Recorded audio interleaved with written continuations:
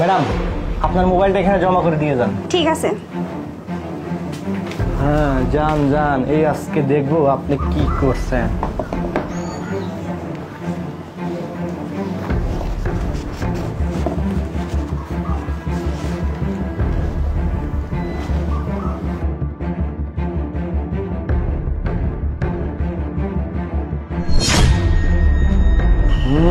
তার মানে ম্যাডাম তার মোবাইলের প্যাটার্নটা এল দিয়ে রাখছে। এবার খুলতেছি মোবাইলটা।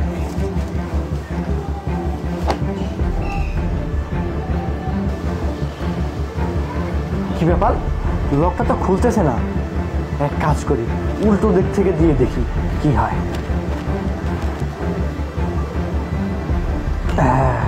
এবার খুলে গেছে মোবাইলটা। এবার ম্যাডাম বুঝতে পারবে কত ধানে কত চাল।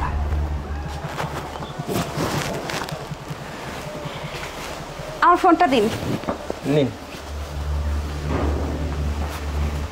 হ্যালো বেবি, কোথায় আছো তুমি?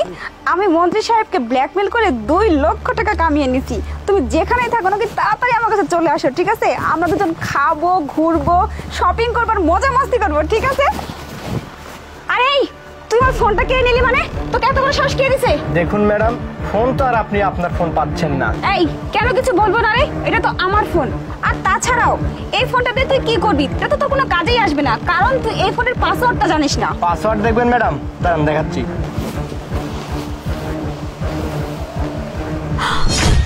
এটাই এই ফোনের পাসওয়ার্ড না? আচ্ছা, তুই আমার ফোনের লকের পাসওয়ার্ডটা কি করে জানলি? কিভাবে জানলাম তাহলে শুনেন। ম্যাডাম, আপনার মোবাইলটা এখানে জমা করে দিয়ে যান। ঠিক আছে। হ্যাঁ, যান যান, এই আজকে দেখবো আপনি কি করছেন।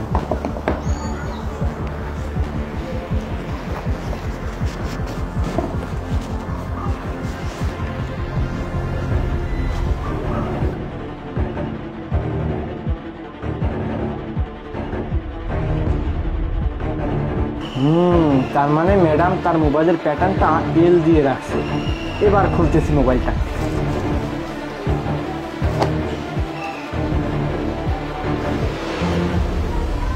কি ব্যাপার, লকটা তো খুলতেছে না।